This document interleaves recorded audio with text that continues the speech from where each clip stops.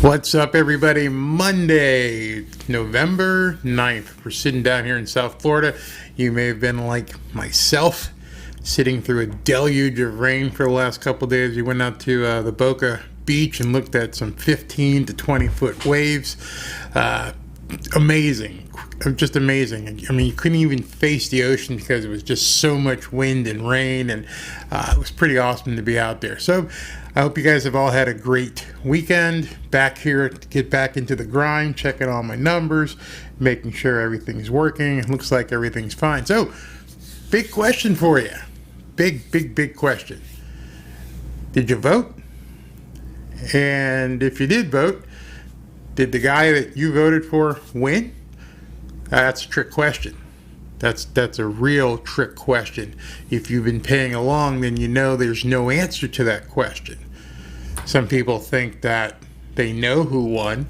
Other people think that we don't have enough information yet. But the bottom line with it all, forget the media. Media doesn't call winners and losers. No one. I think there's probably like only 5 out of 50 states that have even stopped counting yet. Never mind certifying the votes that come towards the end of the month in December. So as of today, there is not a re-elected president, and there's no president-elect, despite what you're seeing on TV. I know you may want to disagree. I know you may be thinking to yourself, well, Barry, he won. And you're saying he won, but you're not really sure who it is that won. You're just going along with everything. But it doesn't matter who you voted for. This isn't about that. This is about making money in real estate. So let's assume that your candidate is in the lead and you don't have buyer's remorse right now, but you think that Joseph Biden is the guy that you want to see lead this country. Now, that may happen, may not, may happen. It looks good for him right now. I won't say president-elect because it's just not true.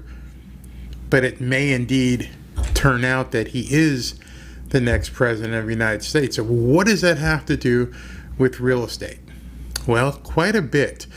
Now, I didn't want to get into all this stuff before the election because I didn't want to, well, number one, I didn't want YouTube to shut me down saying I was trying to put out fake news.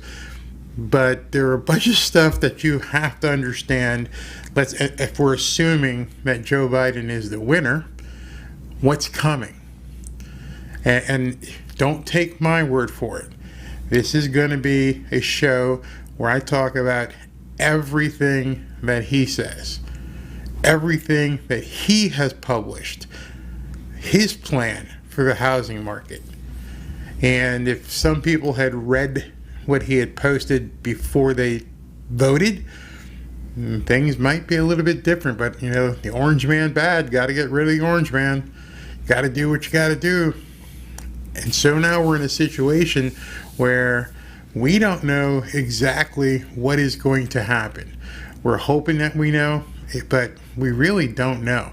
And the only thing we have to go is to basically go on his word, what he has said that he is going to do with our housing market.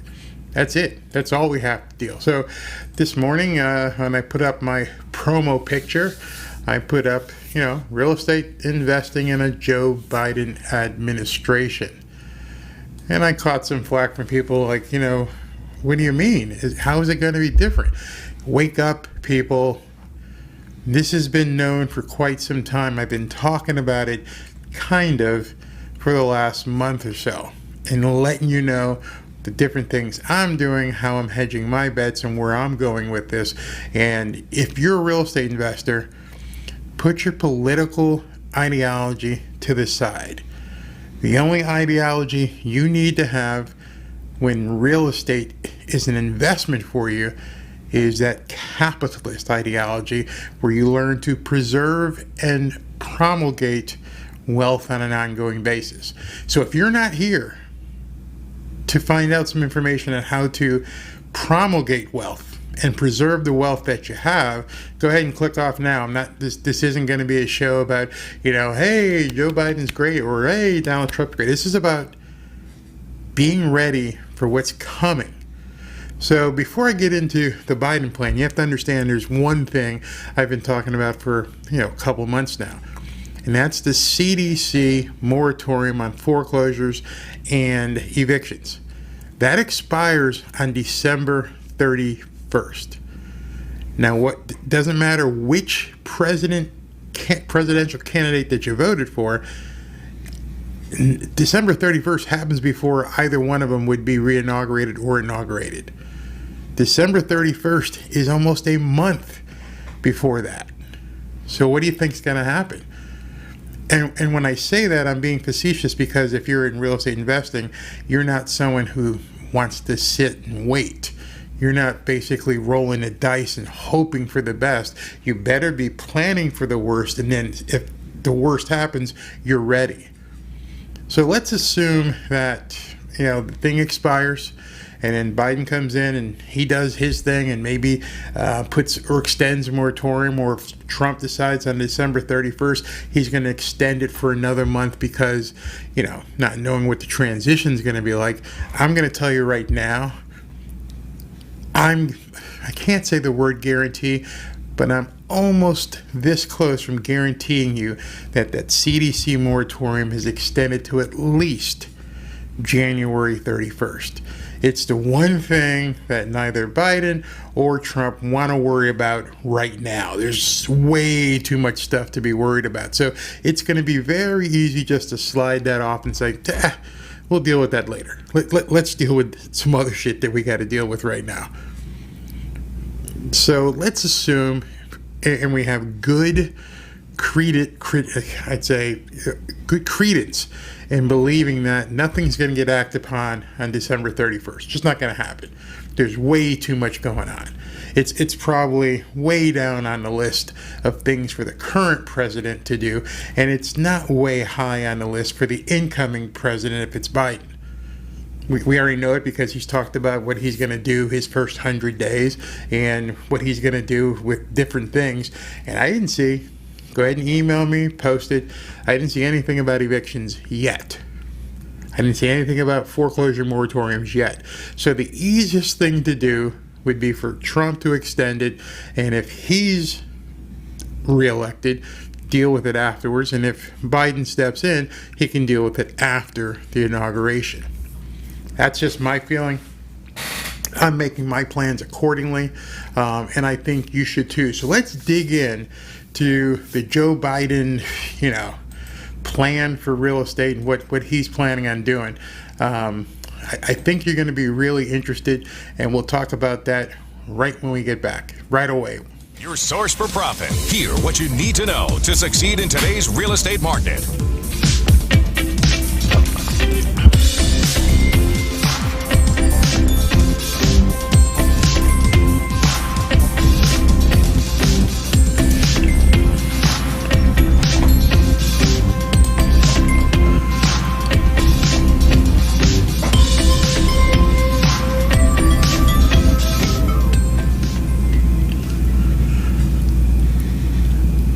Okay, so if we're going to be talking about Biden's plan for real estate, we should go directly to the source. So I've got the Joe Biden real estate plan for housing pulled up on my monitor right here for you guys to see. And this is going to be pretty easy to go through. This is on his website. This is joebiden.com/housing. And they go through a complete bullet point list of where he's going with housing should he be the winner eventually. So one of the things as you go through all of this, and I don't have time to go through, you can easily go to his website and see this, but let's get down to what his principles are. And his principles are affordable housing, wherein nothing above 30% of your income has to be towards housing. Stable, providing families with consistency. They need to maintain jobs, perform well in school, and develop social networks necessary for well-being, whatever that means. Safe and healthy, protecting families from environmental and social risk, from polluted air to lead contamination to gun violence. Good luck with all that. Good luck with the retrofitting of 4 million houses and stopping the gang violence related to housing. But then again, I think I know where he's going with this. Accessibility, making sure that the disabled have some place to live. I don't think anybody has a problem with that. Energy efficient and resilient, reducing our greenhouse gas emissions and withstanding the impacts of climate change. Climate change. Have you thought about that? Have you looked into his idea about housing and what they want to do? You should. Okay, then he goes into redlining and protect homeowners from this and that and everything, but this is really long. There's a whole bunch of stuff here, and you can go through this bullet point by bullet point. So let's spend a little bit of time doing just that. All right, real quick, protect homeowners and renters from abusive lenders and landlords through a new homeowner renter bill of rights. So with this, what they want to do is they want to prevent mortgage services from advancing a foreclosure when the homeowner is in the process of receiving a loan modification, and giving the homeowners a right of action to seek financial redress, meaning i.e. lawsuit, from the mortgage lenders and services that violate these protections. So what they're going to try and do is insulate the non-paying tenant/mortgage holder, and basically try to stop foreclosures and force banks into modifications and forbearances, and doing everything they can to expend every resource possible to keep that person in the house. You can talk to actuary after actuary, and there's a certain amount of people, once they get into a certain situation, they're not going to come out of it. It's just not going to work. But that's where he wants to do. And they're also going to begin paying the legal fees of people to fight the banks and landlords. See where this is going? Can you see what a nightmare this would be if you're renting a property? And, it doesn't really matter if you're selling a property, you're done. Just sell it and let the new homeowner deal with all the regulations that Biden's plans on putting in. But what you'll also see is banks pulling back. You can't force the banks to lend to someone who can't pay a mortgage. So if banks are going to pull back and landlords are going to pull back, you're going to make a bad situation worse. It's just easy to be seen. Protect tenants from eviction. Of course, evictions can be devastating, blah, blah, blah. As president, he will work to enact Majority Whip Clyburn, who's a nut job. Sorry about that, but he's an absolute nut job, which will help tenants facing eviction access legal assistance. I don't know if you've ever bought a property and had to evict somebody, but most of the time, if they haven't paid rent, they can't afford an attorney. That can be good and bad. But they're now going to say, we'll step in and we'll actually pay the law firm, the attorney, legal aid to fight the eviction. So now you're talking potentially months and months before a non-paying tenant is told to leave the property. Biden will also encourage localities to create eviction diversion programs. Now, a diversion program is, instead of evicting you, let's come up with some other plan that is in the tenant's best interest to keep them in the property. Not the landlord, not us, the investor. It's in the tenant's best interest to keep them in the property. Everything from mediation, no big deal there. Payment plans, if the landlord wants to accept them. But look at this one, financial literacy education programs. What in the hell is that? Hey, Johnny, you signed a lease and you agreed to pay X amount of dollars per month. So pay the friggin' amount that you're supposed to pay or move out. There's your literacy. There's your education. But you know that's not where they're going. Financial literacy education. So now, as a landlord, I have to wait until Johnny, who made a decision to move into property, goes through his financial literacy education. That's nuts. That's absolutely nuts. Okay, now here we go. This is a big one. Remember, I think Trump and a couple other people had said that Biden wants to destroy the suburbs, and everybody's like, oh, you're being racist. He doesn't want to destroy the suburbs. So I want you to look at this one really close. I may have to even blow this up more, but you can see it. Exclusionary zoning has for decades been strategically used to keep people of color and low-income families out of certain communities. Well,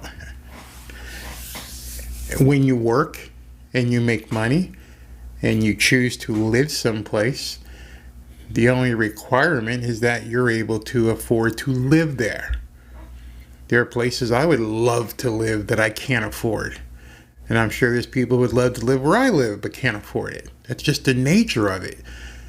So what you're saying is, if I live in a gated community, now many of you know Boca. Boca is like the HOA capital of the world.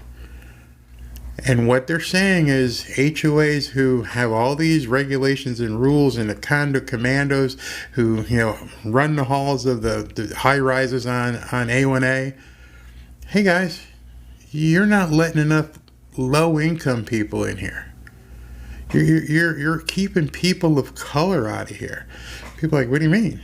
If you got $4,000 a month for rent, or you want to pay $750,000 or $1 million for this unit, I don't care if you're black or green or whatever. Nah, that's not going to work. That's not going to work. You see, what they want to do is they want to enact legislation requiring any state that receives federal dollars from the community development block grants. That's a lot. To develop a strategy for inclusionary zoning. So maybe this green space that you have in the HOA, this golf course that you have, I need you to build some tenements in this neighborhood. I need some inclusionary zoning. Instead of saying, hey, listen, you're not allowed to drive a pickup truck in here, which is exclusionary, or after 6 p.m. no service vehicles can come into this neighborhood. That's exclusionary. Now anything goes.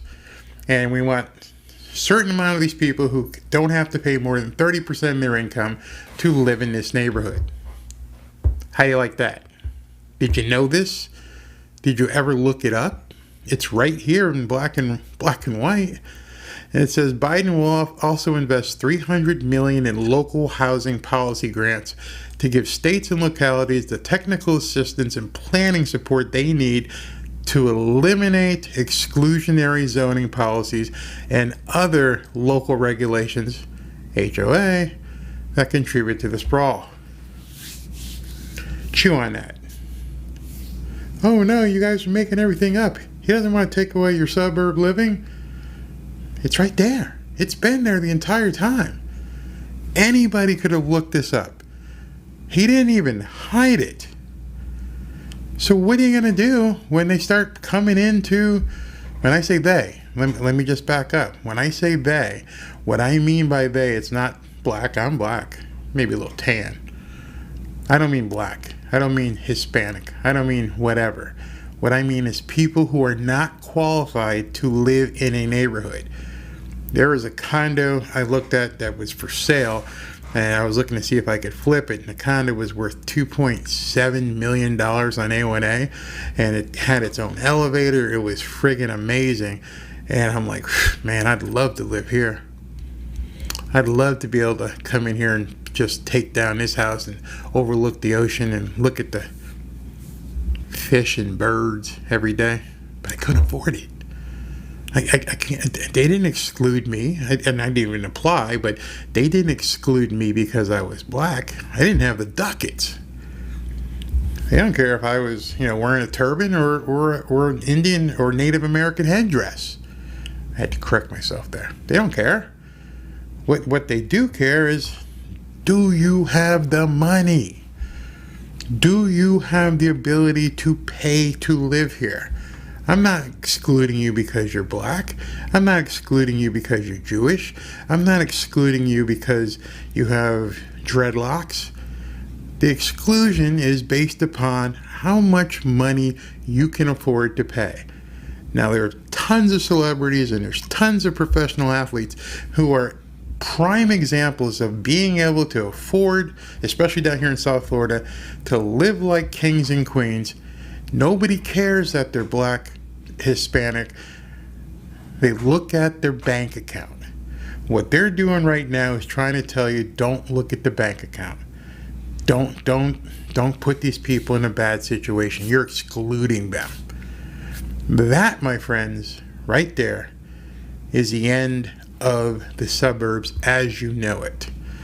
So what is a renter supposed to do? Let me rephrase that. What is a landlord supposed to do? We're going to cover that. I'm going a little bit long here. So next, that'll be up. Your source for profit. Hear what you need to know to succeed in today's real estate market.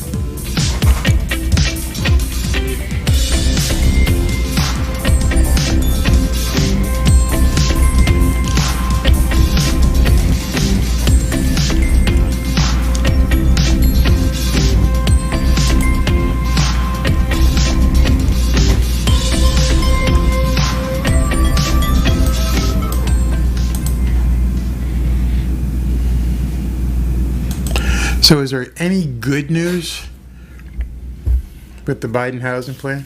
Is there anything I've seen that's actually good news? Yes. And I've told you this for literally months. Right now, and I told you that it doesn't matter whether Trump wins or if Biden wins. You have to hedge your bets.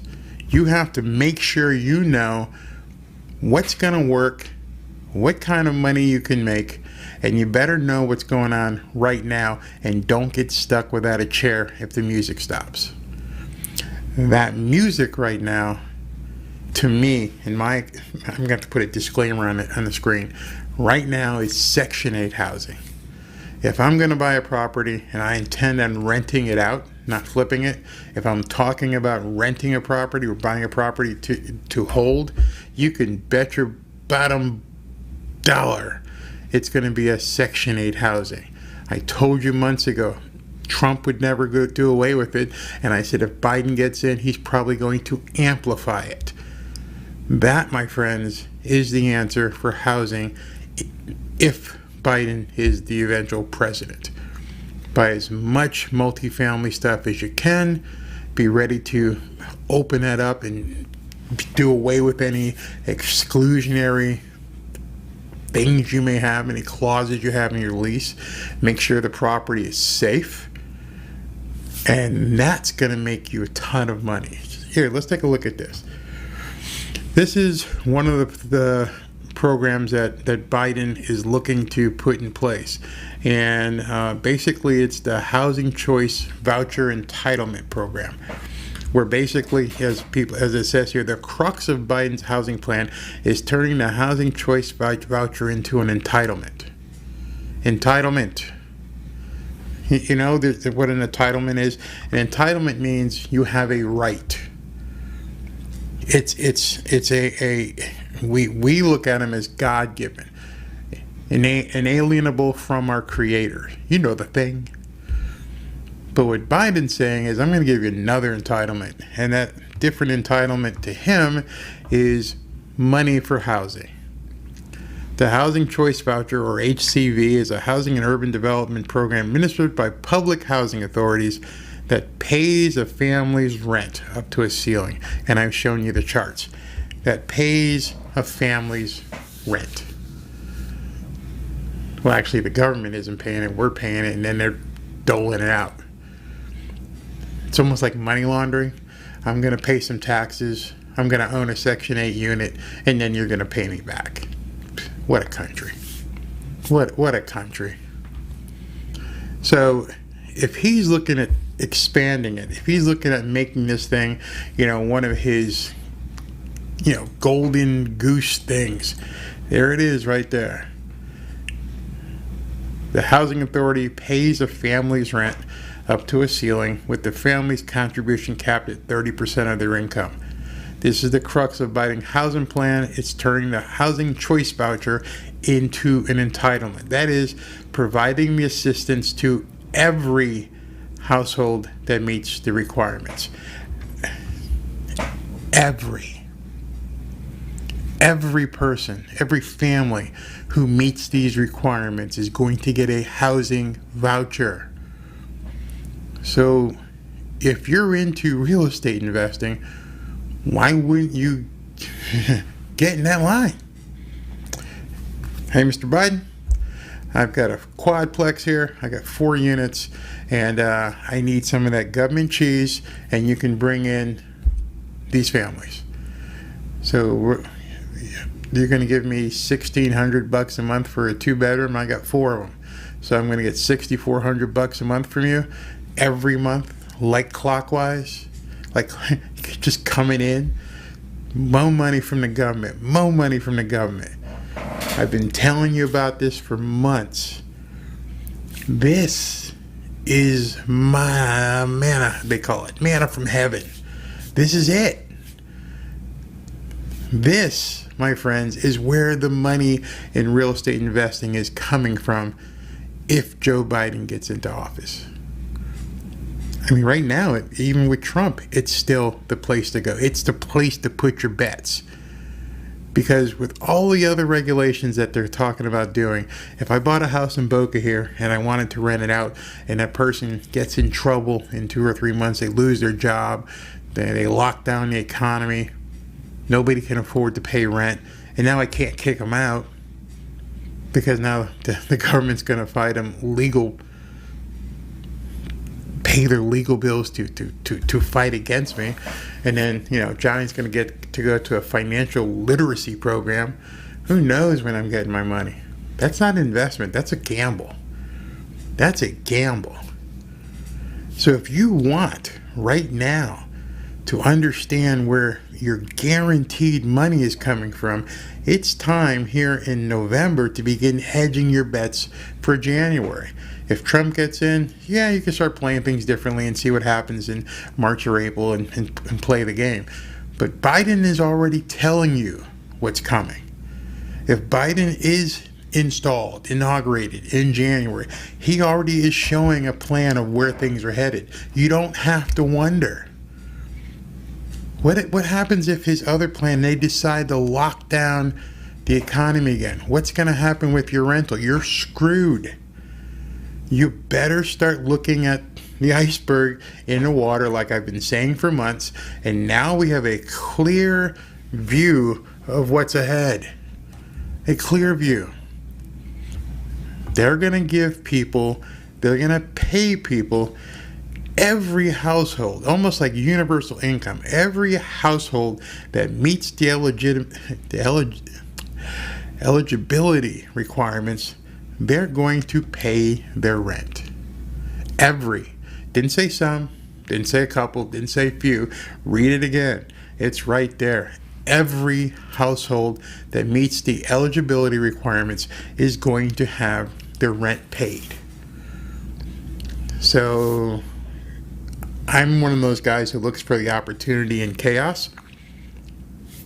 I'm one of those guys who says, okay, where do I go if this guy wins versus that guy? And I'm trying to give you some input on that. And you can't say I'm wrong. It's in black and white. And we've only gone through a couple things. I'm going to do part 2 tomorrow because, oh my God, there's still so much you need to see. But this alone just tells me, hey, if you're going to give every household, again, there's the word, every, if you're going to give every household, you're going to pay their rent up to 30% of their income. Every. How do I get in that line? Yeah. How do I get in that line so you can bring Johnny and Freddie and Louisa and you know who And you're going to pay me? Yeah, we're going to pay you. We're going to pay you like clockwork every single month. So you don't care how much I make? I mean, there's going to be a chart that tells me going in how much I can charge. So if I can buy this unit at X and you're going to pay me Y, I can already know going in what my return on investment is and how I can get my other investors involved. Yeah. Biden's objective is to take care of people. I may not like it, you may not like it, but if you're looking to make money in real estate, listen and read. Listen and read, because it couldn't be more obvious. They are going to start doling out money. The big boys the reason why they were fighting is because they were getting, big bank from China. You saw the news. You saw how much grift was going back and forth. Now with real estate, they're going to do the same thing. There are going to be certain players out there that are going to be making all kinds of money. Every household is going to get paid their rent if they meet the eligibility requirements. So why wouldn't you be ready for that? Why wouldn't you be looking right now and looking and saying, my investors need to make 8, 9, 10, 12% per year? Simple math at this point. I need to buy this duplex. I need to back out my expenses, divide it by 12, do what you need to do, and see what the internal rate of return is going to be. Offer that to rent to a Section 8. And then just sit back and get the direct deposits. You can't not look at what the plan is. And it's much deeper than this, but that's just one thing. And so I'm just going to tell you guys, this is where it's headed. You don't have to wonder. You don't have to. It's mind-blowing. Sometimes I get overwhelmed with this because I'm like, oh man, just got to shift a little bit. If you plan on renting to somebody who's not holding a voucher, well then you're gambling. You're not investing.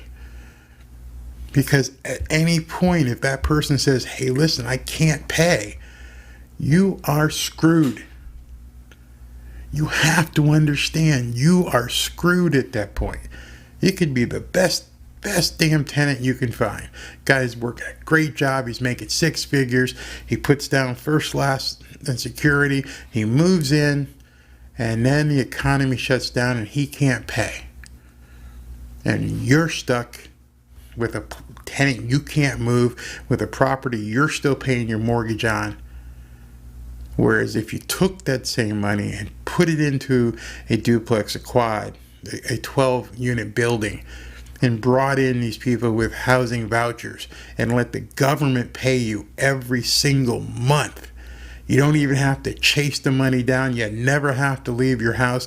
It gets deposited every 15th of the month, and you can go ahead and pay your investors. The people are living fine. You're upkeeping the property. You've got a management company. It's automatic money. And that's what I'm looking to do. I'm looking to get and partner with investors who want to get involved with some of these deals. If you're interested at all, please go ahead and give me a call. I would love to work with you. And, there's a lot of craziness going on right now. But one of the things that's not crazy is we know where things are headed. Either way. This is probably the one thing that I can say they have commonality. Trump's not going to do away with Section 8. No way Ben Carson is canceling Section 8. And Joe Biden, not only is he not doing away with Section 8, he's going to increase it. It's a no friggin' brainer. And I'm telling you right now, if you haven't jumped in and looked at some of this stuff, dig in. Just go to his website. I think it's, joebiden.com/housing. You already know what Trump does because he's doing it. Section 8 program is alive and people are getting paid each month. Look at what Biden's doing and look at how he's going to amplify it. Make your plans accordingly. So I'm going to call this part 1, and then we'll go ahead and talk about part 2 tomorrow. So It's chaotic. There's some crazy things going on right now, but the one thing that we have in common that we want to do as real estate investors is find that safe harbor. Where can we be assured that no matter what happens, we're going to keep making money and our investors are still going to profit and everyone's going to do well? It's with Section 8 rental housing. Now, of course, I'm still going to do some flipping, but I'm not going to hold any property unless it's Section 8. And again, if you're looking to do a deal, if you got some money you want to park, especially here in South Florida, go ahead and please give me a call. And I'd love to talk to you. Raising money, putting the fund together. Let's go ahead and get it done. Talk to you guys tomorrow for part 2 of this, which is some crazy stuff going on. Source for Profit. Hear what you need to know to succeed in today's real estate market.